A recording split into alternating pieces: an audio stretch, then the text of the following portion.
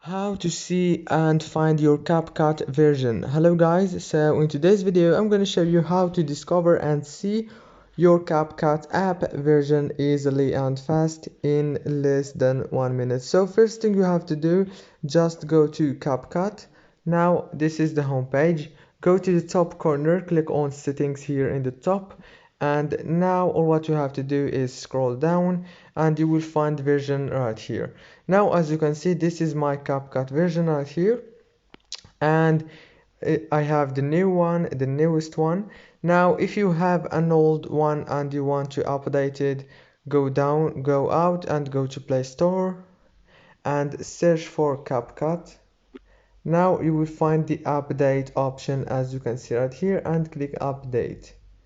If this video was helpful, please don't forget to like and subscribe, and thank you for watching this video until the end. See you later.